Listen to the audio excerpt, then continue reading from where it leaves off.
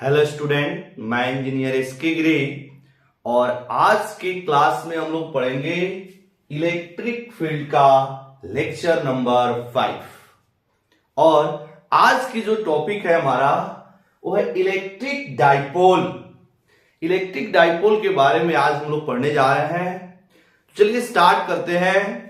Electric dipole क्या है? तो इलेक्ट्रिक डाइपोल जो होता है यह दो चार्ज का एक सिस्टम होता है। दो चार्ज का एक सिस्टम होता है जिसमें दोनों चार्जों की जो मैग्नीट्यूड होती है वो सेम होती है, बट इनकी जो पोलैरिटी होती है वह अपोजिट होता है। एंड दोनों चार्ज बहुत ही छोटे डिस्टेंस पे रखे गए होते हैं। तो अगर ये तीनों कंडीशन होल्ड हो रहा है तो फिर ये इलेक्ट्रिक डाइपोल का फॉर्मेशन करेंगे। मतलब इलेक्ट्रिक डाइपोल में दो चार्ज होता है, दोनों चार्ज की जो मैग्नीट्यूड होती है वो सेम होती है और इसकी पोलैरिटी अपोजिट होती है। जैसे मान लीजिए यहां पे एक पॉइंट चार्ज है प्लस क्यू, तो यहां पे जो दूसरा चार्ज होना चाहिए वो माइनस क्यू का होना चाहिए। उसके बाद दोनों चार्ज के बीच की जो डिस्टेंस है वह बहुत ही छोटा होना चाहिए। मतलब प्लस क्यू और माइनस क्यू के बीच की जो डिस्टेंस है वह वेरी वेरी स्मॉल, और इनके बीच की जो डिस्टेंस है उसको जनरली हम लोग 12 लिखते हैं। आप L से भी लिख सकते हैं, लेकिन 12 लिखने से कुछ हमें बेनिफिट है। क्या बेनिफिट है? जब हम लोग कैलकुलेशन करेंगे तो वहां पे आसानी होता है। जब हम लोग दोनों डाइपोल के बीच की दोनों चार्ज के बीच की जो डिस्टेंस लेते हैं वो जब 12 लेते हैं तो उससे कैलकुलेशन इजी आता है। आप चाहे तो L भी ले सकते हैं, लेकिन कैलकुलेशन थोड़ा उससे डिफिकल्ट आता है। अब कैलकुलेशन कैसे डिफिकल्ट होता है, L से 12 से कैलकुलेशन कैसे इजी होता है, ये सारे चीज हम लोग देखने वाले हैं इस टॉपिक के अंदर। क्लियर? तो जो स्टूडेंट आज के जो लेक्चर देख रहे हैं सबसे पहले वो चैनल को सब्सक्राइब करेंगे और ज्यादा से ज्यादा अपने फ्रेंड सर्कल में इसे शेयर करेंगे ताकि आपके फ्रेंड को भी इसकी बेनिफिट मिल सके। इस चैनल पे आपको 11th और 12th की पूरी सिलेबस मिलने जा रही है। उसके बाद आपके कंपटीशन जेई नीट इसकी भी यहां पे पूरी की पूरी सिलेबस मिलेगी। क्लियर? तो अब हम लोग चलिए इलेक्ट्रिक डाइपोल की डेफिनेशन लिखते हैं। इलेक्ट्रिक डाइपोल होता क्या है? तो यहां पर डेफिनेशन होता है इलेक्ट्रिक डाइपोल, यहां पे डेफिनेशन लिख रहे हैं। Electric dipole is the system of two point charges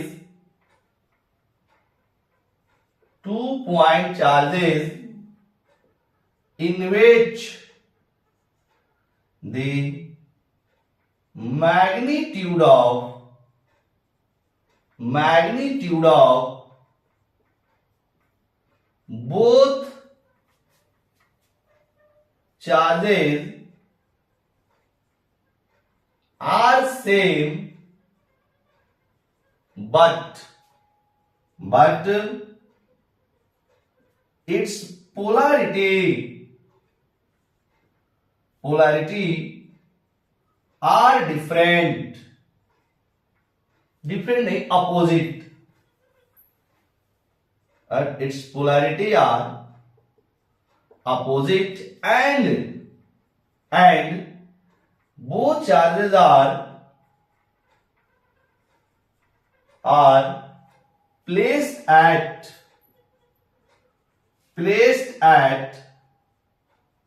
very small distance. Very small distance.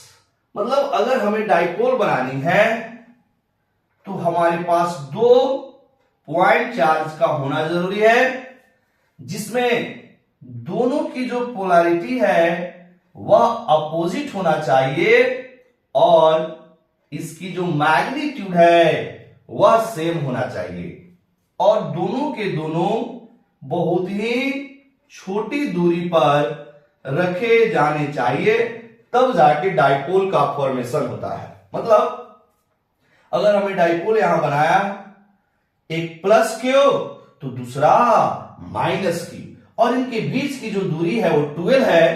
12 जो है ये वेरी स्मॉल है, 12 की जो वैल्यू है वह वेरी स्मॉल, 12 जो है वह बहुत ही छोटा है। 12 देखिएगा हम लोग इसलिए लेते हैं, डाइपोल के बीच की जो डिस्टेंस है वो 12 हम इसलिए लेते हैं क्योंकि इससे डाइपोल पर बेस्ड जितने भी डेरिवेशन, जितने भी क्वेश्चंस होते हैं उसकी कैलकुलेशन इजी होता है 12 से। ऐसा जरूरी नहीं है कि आप 12 ही लेंगे, आप एल भी ले सकते हैं, आप एल भी ले सकते हैं। एल लेने से होता क्या है, थोड़ी कैलकुलेशन लेंदी होता है। क्लियर? अब कैलकुलेशन लेंदी कैसे होगा 12 से, जब हम लोग डेरिवेशन देखेंगे, जब हम लोग इसकी क्वेश्चंस करेंगे वहां से क्लियर होगा। अभी आप ये समझिए कि इसकी जो लेंथ है वो हम 12 इसलिए लेते हैं क्योंकि इससे कैलकुलेशन इजी होता है, बाकी कुछ नहीं। क्लियर? और जो लेंथ होती है 12 वह वेरी वेरी स्मॉल, यानी डाइपोल जो होता है वह, आप डाइपोल की जो लेंथ होती है, या ऐसे बोले कि दोनों चार्जों के बीच की जो डिस्टेंस होती है उसे डाइपोल लेंथ बोलते हैं, और डाइपोल लेंथ की जो वैल्यू होती है वो वेरी स्मॉल होता है। मैग्नीट्यूड आपका सेम होना चाहिए और पोलैरिटी अपोजिट होना चाहिए। जैसे एग्जांपल, अगर हमें डाइपोल बनाना है तो अगर आप पहला चार्ज प्लस 10 माइक्रोकूलम का लिए तो दूसरा आपको माइनस 10 माइक्रोकूलम लेना पड़ेगा, तभी जाके डाइपोल का फॉर्मेशन होगा। मैग्नीट्यूड सेम हो गई, पोलैरिटी अपोजिट हो गई। इसके बीच की जो डिस्टेंस है वह मिलीमीटर, सेंटीमीटर, माइक्रोमीटर के ऑर्डर का होता है, यानी कि डाइपोल लेंथ जो होता है वह मिलीमीटर के ऑर्डर का हो सकता है, या फिर माइक्रोमीटर के ऑर्डर का हो सकता है, या सेंटीमीटर के ऑर्डर का हो सकता है। यानी डाइपोल लेंथ वेरी स्मॉल, यानी ये ऑर्डर का आपका डाइपोल लेंथ होता है। क्लियर? यानी कि डाइपोल में दो चार्ज होते हैं, चार्जों की मैग्नीट्यूड सेम होती है, पोलैरिटी अपोजिट होती है, और दोनों चार्ज बहुत ही छोटे डिस्टेंस पे रखे गए होते हैं। क्लियर? तो ये है आपका इलेक्ट्रिक डाइपोल। अब इसके कुछ इंपॉर्टेंट पॉइंट्स हैं, कुछ इंपॉर्टेंट पॉइंट्स है, उस इंपॉर्टेंट पॉइंट को हम लोग समझ लेते हैं, जिससे कि डाइपोल पर बेस्ड न्यूमेरिकल और डेरिवेशन करें तो वहां पे हमको कोई कठिनाई नहीं है। तो इसकी जो पहले पॉइंट है, पहली पॉइंट बोलता है कि डाइपोल के दोनों चार्जों को मिलाने वाली जो स्ट्रेट लाइन है, डाइपोल के दोनों चार्जों को मिलाने वाली जो स्ट्रेट लाइन है इसको एक्सिस बोला जाता है। डाइपोल के दोनों चार्ज को मिलाने वाली जो स्ट्रेट लाइन है इसको एक्सिस बोला जाता है। तो पहला पॉइंट बोलता है the straight line joining both charges of dipole is known as axis of the dipole. Axis of the dipole. Dipole की एक्सिस बोलते हैं। मतलब ये अगर डाइपोल है plus Q minus Q, magnitude same, polarity opposite, तो इस दोनों चार्ज को मिलाने वाले जो स्ट्रेट लाइन है, मतलब इस दोनों पॉइंट चार्ज, डाइपोल के दोनों पॉइंट चार्ज को मिलाने वाला जो स्ट्रेट लाइन है, इस स्ट्रेट लाइन का नाम होता है axis, axis of the dipole. Clear? तो पहला आपका पॉइंट है कि दोनों पॉइंट चार्ज को मिलाने वाला जो स्ट्रेट लाइन है उसे डाइपोल की एक्सिस बोलते हैं। आप पॉज करके इन सारी बातों को नोट कर लेंगे।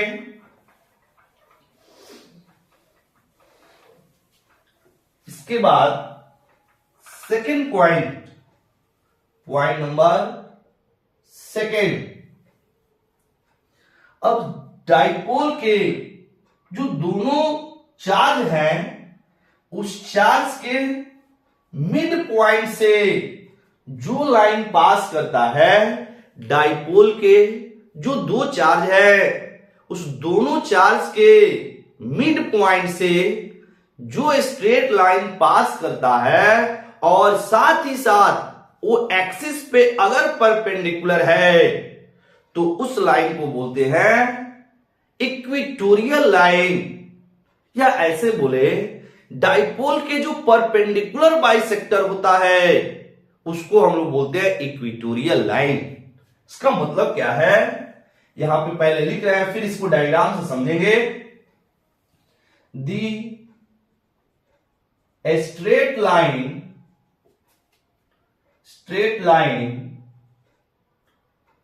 passing through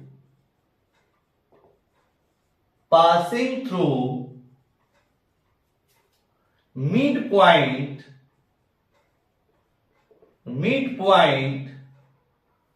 of dipole and it is perpendicular to the axis of dipole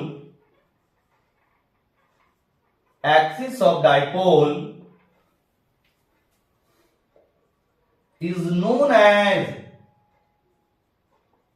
equatorial line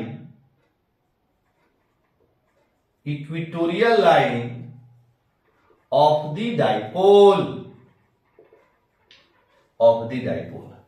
मतलब डाइपोल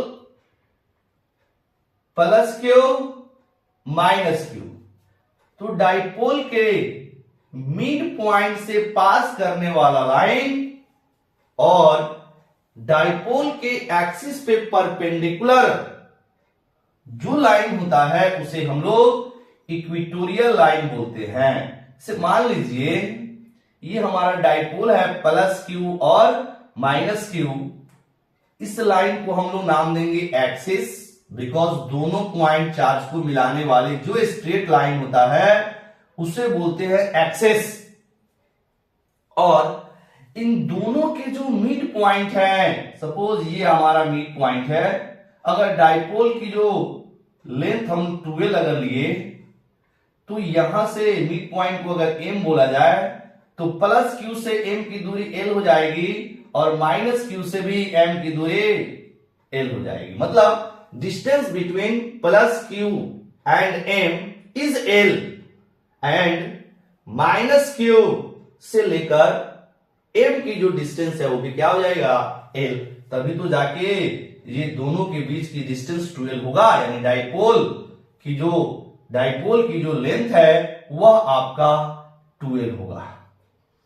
तो ये मिड पॉइंट से पास करने वाला लाइन ऐसे, और डाइपोल के एक्सिस पर परपेंडिकुलर, ऐसे डाइपोल के एक्सिस पर परपेंडिकुलर होना चाहिए और इसके मिड पॉइंट से पास करने वाला जो लाइन होता है इसको हम लोग बोलते हैं इक्वेटोरियल लाइन। इक्वेटोरियल लाइन क्या है? It is the perpendicular bisector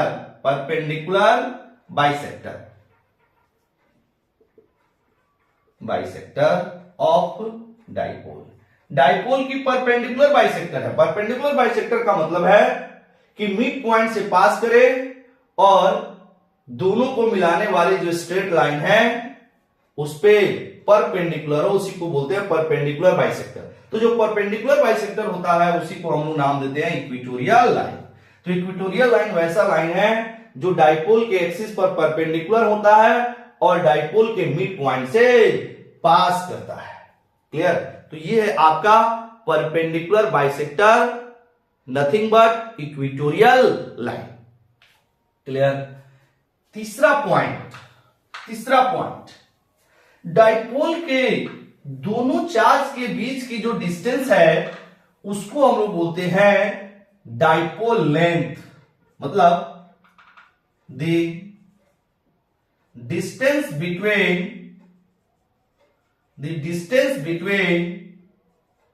both charges of the dipole is known as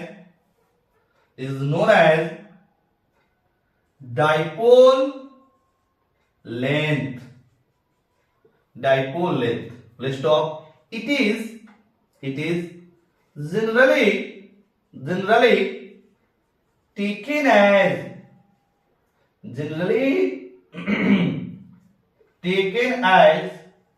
12 for easy calculation.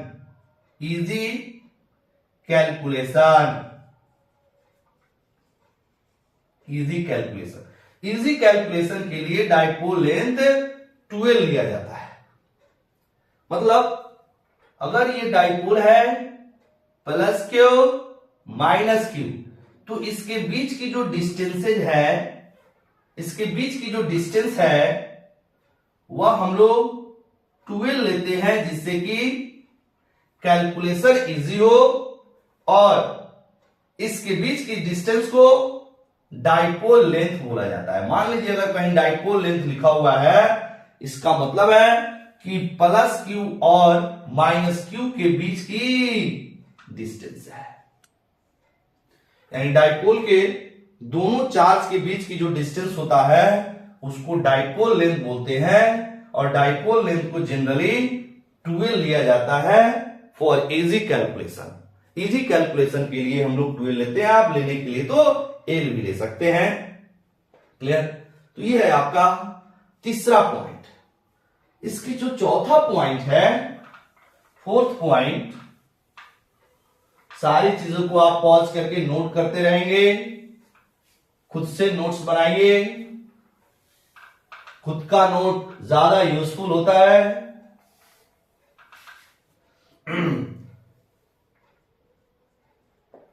4 number, मतलब इलेक्ट्रिक डाइपोल का point number 4, the net charge on an electric dipole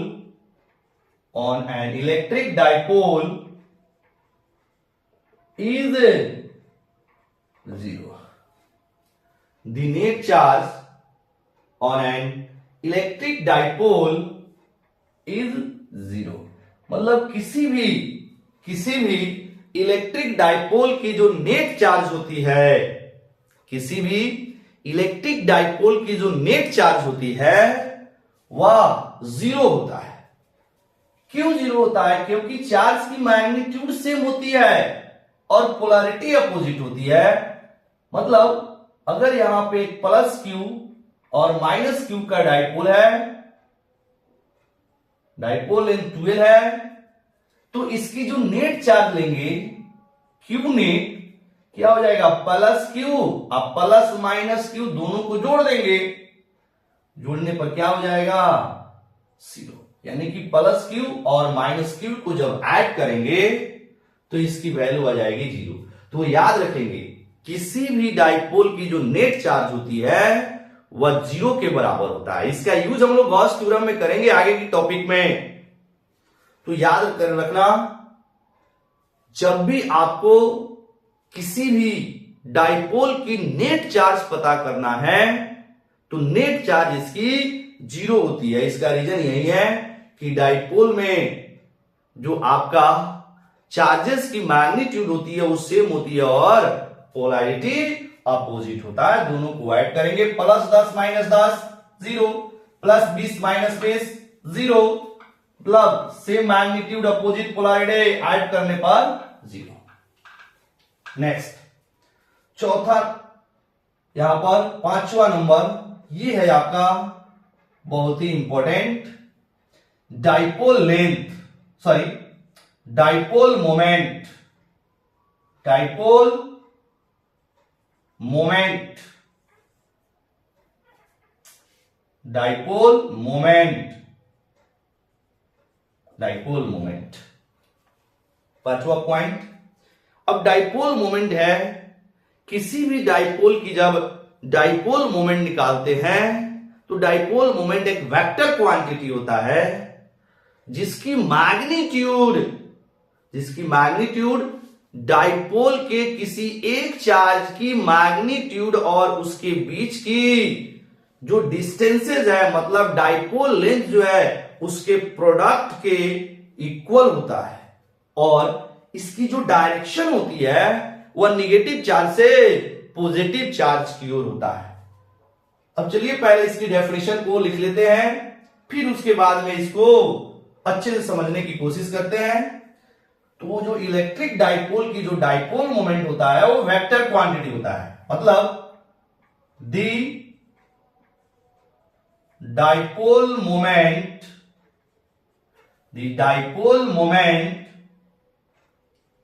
of an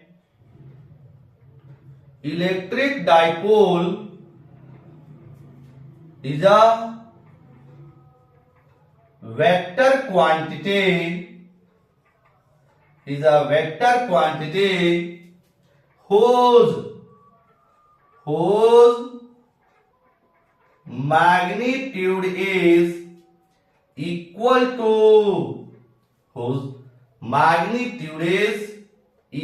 to the product of magnitude of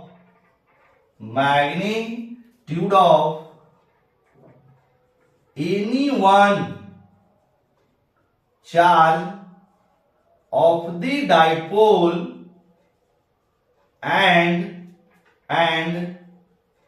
length of the dipole and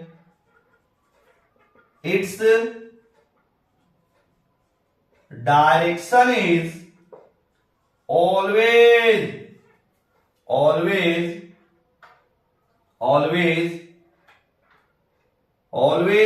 from negative charge to positive charge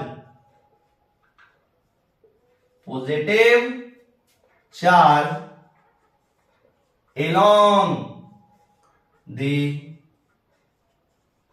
straight line joining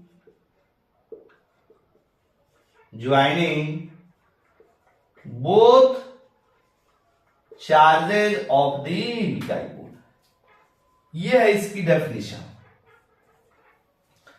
मतलब electric dipole की जो definition है वो board पे लिख दिया है। Electric dipole की डेफिनेशन बोल रहे हैं, I am very sorry, electric dipole moment की डेफिनेशन, इलेक्ट्रिक डाइपोल मोमेंट की डेफिनेशन। इलेक्ट्रिक डाइपोल मोमेंट बोलिए या सिंपल डाइपोल मोमेंट बोलिए, इसकी डेफिनेशन है the dipole moment of an electric dipole is a vector quantity whose magnitude is equal to product of magnitude of any one charge of the dipole and length of the dipole। इसको समझते हैं, जैसे मान लीजिए ये आपका एक dipole है, प्लस क्यू और माइनस क्यू का एक डाइपोल है जिसकी डाइपोल लेंथ 12 है, डाइपोल लेंथ 12 है। अब इस डाइपोल की डाइपोल मोमेंट अगर निकालनी है, इस डाइपोल की अगर हमें डाइपोल मोमेंट निकालनी है तो dipole moment is generally denoted by P। Generally denoted by P, यहां लिख सकते हैं it is generally denoted by P, P vector, P के ऊपर एरो लगा देंगे, पी वेक्टर। तो अगर हमें डाइपोल मोमेंट की मैग्नीट्यूड निकालनी है तो dipole moment P is equal to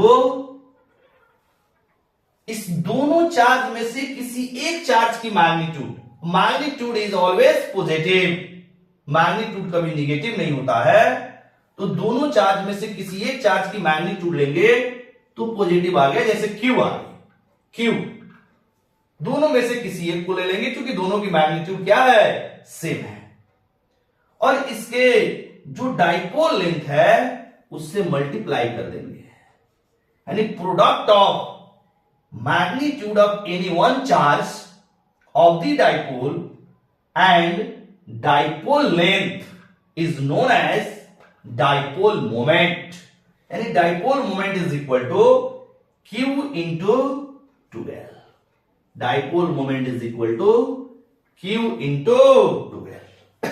तो यहां से डाइपोल मोमेंट का एक फॉर्मूला बना, dipole moment is equal to Q into 2L।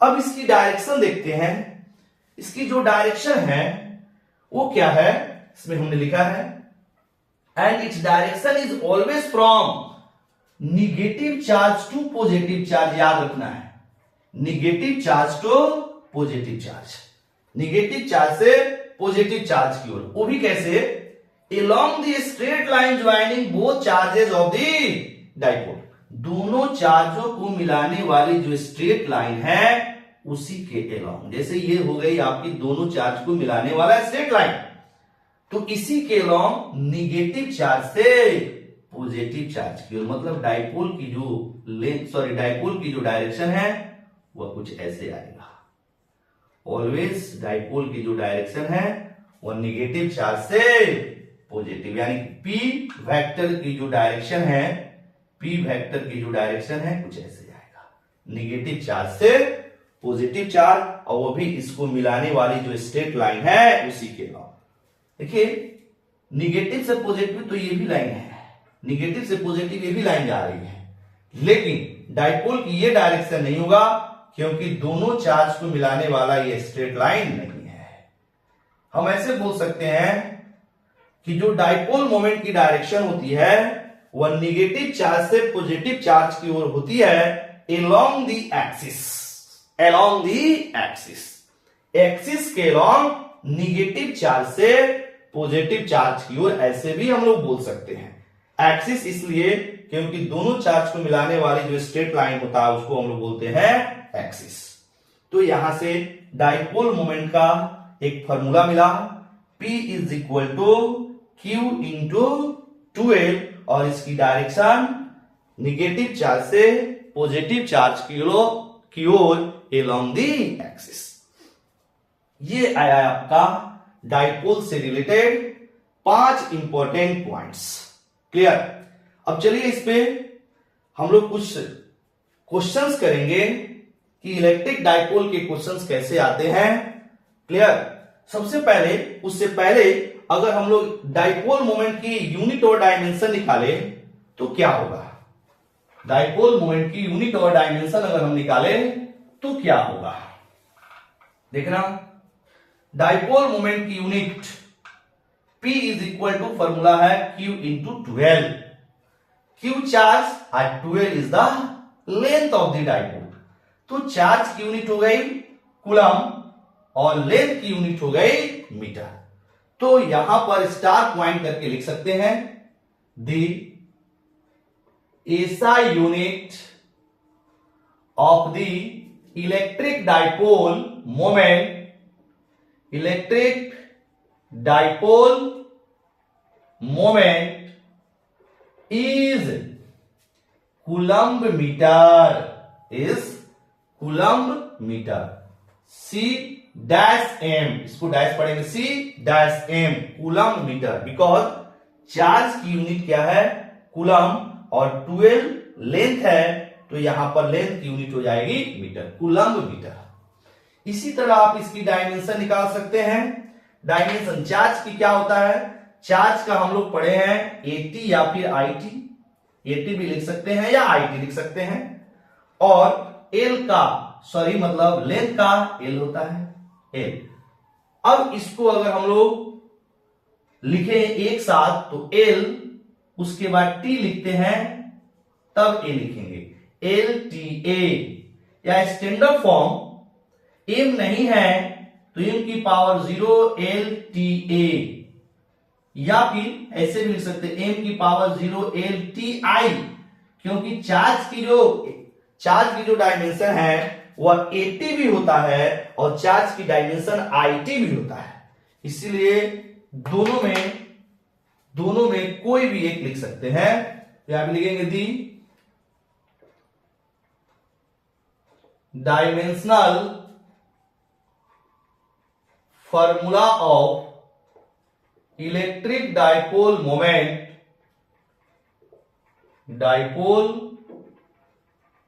Moment is m0 LTA or m0 LTI, दोनों में कुछ भी लिखा जा सकता है।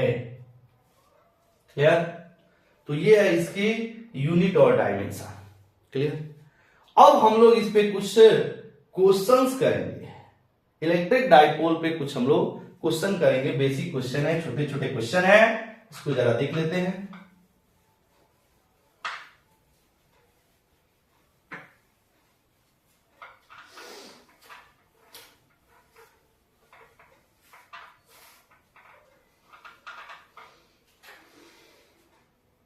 क्वेश्चन नंबर 1, क्वेश्चन दिया है an electric dipole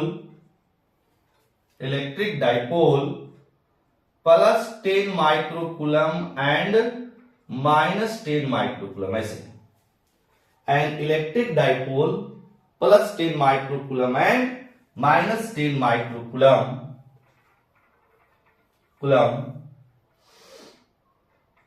are placed in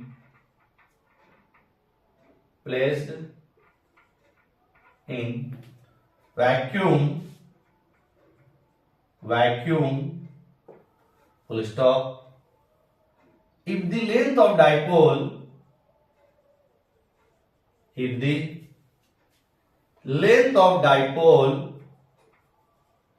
is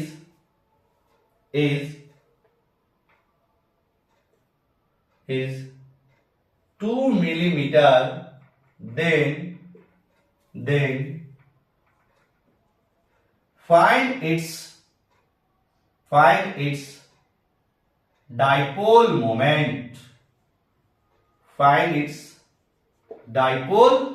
moment. अब इसकी सॉल्यूशन क्या होगी, एक डाइपोल दिया हुआ है तो डाइपोल हमने बना लिया, डाइपोल एक प्लस 10 माइक्रोकूलम का है और दूसरा माइनस 10 माइक्रोकूलम का है, और इसकी जो लेंथ दिया है वो 2 मिलीमीटर दिया हुआ है, 2 मिलीमीटर। ऐसे ये वैक्यूम में रखा गया है, ठीक है, कोई दिक्कत नहीं है, वैक्यूम में रखे, मीडियम में रखे, कोई प्रॉब्लम नहीं है। ऐसे अब इसकी डाइपोल मोमेंट हमसे पूछ रहा है कि चलिए इसकी डाइपोल मोमेंट निकालिए। तो अगर हम लोग डाइपोल के लिए चार्ज यूज करें तो दोनों में से कोई एक चार्ज ले सकते हैं, लेकिन चार्ज की मैग्नीट्यूड लेते हैं तो मैग्नीट्यूड कभी निगेटिव नहीं होता है, तो इसकी जो मैग्नीट्यूड है वो कितनी है, 10 microcoulomb. 10 microcoulomb is equal to 10 गुना 10 की पावर माइनस 6 कूलम हो जाएगा। और इसकी जो लेंथ है डाइपोल लेंथ, उसको हम लोग 12 से रिप्रेजेंट करते हैं, डाइपोल लेंथ को 12 से रिप्रेजेंट करते हैं, तो 12 is equal to 2 millimetre, 2 millimetre हो जाएगा। 2 millimetre is equal to 2 into 10 raise to the power minus 3 millimetre को कन्वर्ट कर लिया। तो डाइपोल मोमेंट कितना हो जाएगा, यहां लिखेंगे we know that dipole moment P is equal to Q into 12, dipole moment is equal to Q into 12। Q की value 10 into 10 raise to the power minus 6 और 12 की value 2 into 10 raise to the power minus 3। Solve करेंगे 20 into 10 raise to the power minus 9 coulomb metre. Minus 9 को आप nano भी लिख सकते हैं, यानी नैनो कूलम मीटर। ऐसे 20 नैनो कूलम मीटर या 20 into 10 raise to the power minus 9 coulomb metre इसकी डाइपोल मोमेंट होगी। अगर इसकी डायरेक्शन निकालना है, डायरेक्शन यहां पर लिख रहे हैं, direction of the dipole moment P is minus 10 microcoulomb to plus 10 microcoulomb along its axis। ये आंसर हो जाएगा।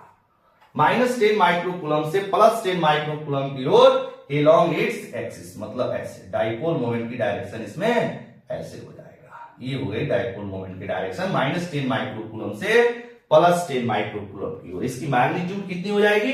20 into 10 raise to the power minus 9। Clear? अब इसको आप पॉज करके नोट कर लीजिएगा। ये है इसकी क्वेश्चंस। मतलब अब देखिए क्वेश्चन क्या पूछेगा, P दे देगा, 12 दे देगा तो Q की वैल्यू पूछ लेगा, या फिर P दिया हुआ है, Q दिया है तो 12 पूछ लेगा, डाइपोल लेंथ पूछ लेगा। मतलब बेसिक क्वेश्चन यही आएंगे इससे।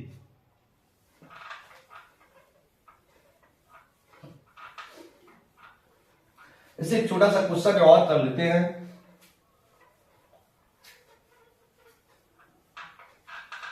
एक छोटा सा क्वेश्चन और कर लेते हैं। क्या है? Question number 2, the dipole moment of N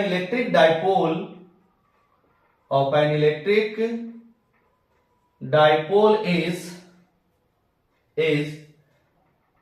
6 into 10 raised to the power minus 8 coulomb meter।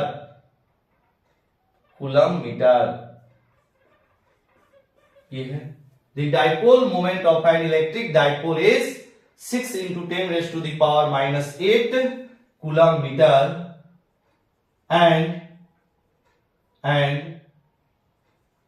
charges of the dipole is plus 2 microcoulomb and minus 2 microcoulomb, full stop। find the length of the dipole। Find the length of the dipole. The dipole moment of an electric dipole is 6 into 10 raised to the power minus 8 coulomb meter and charges of the dipole is plus 2 microcoulomb and minus 2 microcoulomb, full stop। Find the length of the dipole। ऐसे मतलब dipole की charges दिया हुआ है plus 2 microcoulomb and minus 2 microcoulomb. इसके बीच की length निकालनी है, मतलब 12 की वैल्यू निकालनी है, 12 का बायन निकालनी है, जिसके लिए डाइपोल मोमेंट दिया हुआ है 6 into 10 raise to the power minus 8 coulomb metre. और 12 हमें क्या कर लेना है? निकाल लेना है, डाइपोल लेंथ निकाल लेना है, लेंथ ऑफ दी डाइपोल। इससे वही लिखेंगे we know that P is equal to Q into 12। तो यहां से अगर हम 12 निकाले तो P by Q हो जाएगा, जो कि हमें निकालनी है।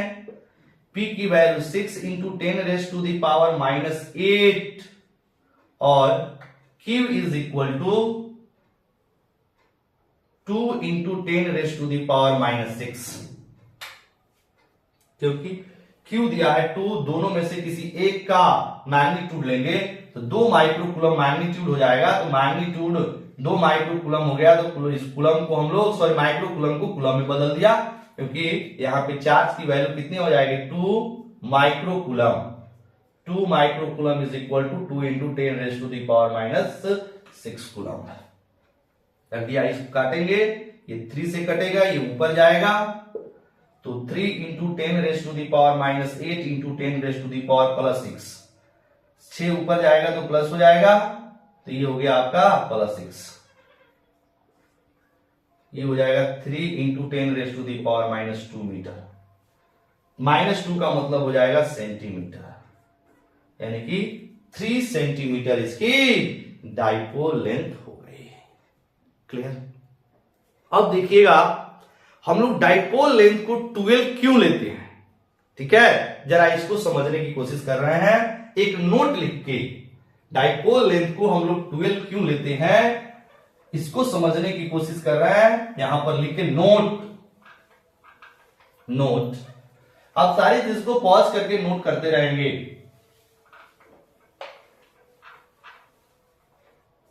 नोट, यहां पे हमने लिखा all distances are measured from the midpoint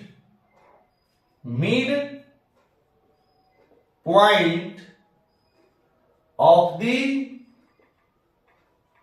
electric dipole. All distances are measured from the midpoint of the electric dipole. मतलब इलेक्ट्रिक डाइपोल के केस में हर जगह नहीं, इलेक्ट्रिक डाइपोल के केस में जितने भी डिस्टेंसेस को मेजर करना है वह मिड पॉइंट से मेजर किया जाता है। डाइपोल के मिड पॉइंट से मेजर किया जाता है। डाइपोल के +q से नहीं, डाइपोल के -q से नहीं, डाइपोल के मिड पॉइंट से सारे डिस्टेंसेस मेजर किया जाता है। चलिए यहां इसको बोर्ड पे समझते हैं। से मान लीजिए आपका ये डाइपोल है, +q और -q, ये हो गया इसकी मिड पॉइंट M। अगर डाइपोल लेंथ 12 है तो ये हो गई L और ये हो गई L। क्लियर? अब मान लीजिए ऐसे लिखा हुआ है कि डाइपोल के एक्सिस पर एक P पॉइंट है। ध्यान से समझिएगा, ध्यान से आप समझेंगे। लिखा हुआ है कि डाइपोल के एक्सिस पर एक पॉइंट P है जो इलेक्ट्रिक डाइपोल से R डिस्टेंस पर है। ठीक है, तो ये R डिस्टेंस कहां से लेंगे, इसी चीज को हम लोग को समझना है। क्वेश्चन लिखा हुआ है कि डाइपोल के एक्सिस पर एक P पॉइंट है जो डाइपोल से R डिस्टेंस पर है। तो सबसे पहले हमने यहां पर एक्सिस बना लिया। अब बोल रहा है कि इस एक्सिस पर, this is the axis of dipole, axis of dipole, dipole के एक्सिस पर एक P पॉइंट है। मान लीजिए ये P पॉइंट यहां पर है, P पॉइंट यहां पर है, एक्सिस पर है। अब ये जो P पॉइंट है डाइपोल से R डिस्टेंस पर है, डाइपोल से R डिस्टेंस पर है। तो हम R कहां से मेजर करें? अगर हम यहां से मेजर करते हैं -q से लेकर P तक की दूरी R, तो ये गलत है। अगर हम मेजर करते हैं +q से P की दूरी R, तो ये भी गलत है। क्यों गलत है? क्योंकि डाइपोल के केस में सारी डिस्टेंसेस मिड पॉइंट से मेजर करते हैं। तो ये जो P की डिस्टेंस लेंगे वो कहां से लेंगे? यहां से। ये डिस्टेंस R, ये सही है। मतलब P की जो डिस्टेंस मापेंगे वह इसके मिड पॉइंट से मापेंगे, ना तो पॉजिटिव चार्ज से और ना ही निगेटिव चार्ज से।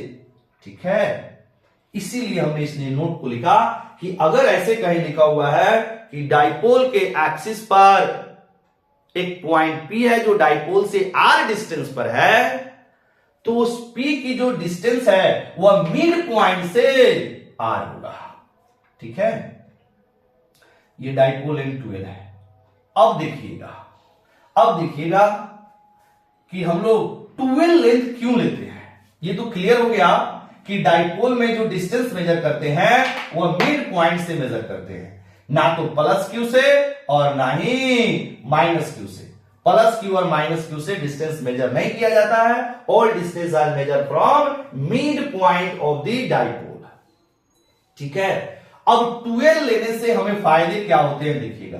अगर हम बोले कि चलो बताओ इस P की डिस्टेंस माइनस क्यू से कितनी है, इस P की डिस्टेंस माइनस क्यू से कितनी है, तो ये हो गई आपकी R, यानी M से लेकर P की डिस्टेंस हो गई R। तो अगर Q से निकालना है तो ये डिस्टेंस आपका L है, तो ये डिस्टेंस कितनी हो जाएगी R माइनस एल, यानी ये पूरा R, इसमें से L को माइनस कर देंगे तो ये डिस्टेंस निकल जाएगा। उसी तरह अगर हम बोले कि चलिए बताइए P की डिस्टेंस प्लस Q से कितनी है, तो ये हो गई R और ये हो गया आपका L, कितनी डिस्टेंस हो जाएगा R प्लस L। क्लियर। अगर आप डाइपोल लेंथ को L सपोज करते तो कैलकुलेशन थोड़ा सा लेंदी कैसे आएगा देखना, जब हम लोग डेरिवेशन करेंगे वहां से और क्लियर होगा। सपोज आपका प्लस क्यू माइनस क्यू, अगर हम डाइपोल लेंथ को एल ले तब क्या प्रॉब्लम आएगा। मान लीजिए मिड पॉइंट हो गया एम, अगर आप डाइपोल लेंथ एल ले रहे हैं तो ये डिस्टेंस कितनी हो जाएगी एल बाई 2 और ये डिस्टेंस कितनी हो जाएगी एल बाई 2, मतलब यहां से यहां तक की डिस्टेंस एल बाई 2 और फिर यहां से यहां तक की डिस्टेंस हो जाएगी एल बाई 2, यही होगा। अब वहीं फिर से जो आपका P पॉइंट है वह एक्सिस पर है, जो कि डाइपोल से R डिस्टेंस पर है। मतलब अगर आपको डिस्टेंस मेजर करना है तो मिड पॉइंट से मेजर करेंगे, this distance is equal to R। तो अगर अब इस केस में हम लोग माइनस क्यू से P की डिस्टेंस निकालेंगे तो कितना हो जाएगा R माइनस एल बाई 2, क्योंकि ये अब डिस्टेंस हो गई है एल बाई 2। और अगर प्लस क्यू से ये डिस्टेंस निकालेंगे तो ये हो जाएगा R प्लस एल बाई 2, ये डिस्टेंस। क्लियर। तो R plus L by 2 R minus L by 2 से ज्यादा इजी लगता है R प्लस एल और R माइनस एल। ये और भी आपका क्लियर होगा जब हम लोग डाइपोल के एक्सिस पर इलेक्ट्रिक फील्ड निकालेंगे।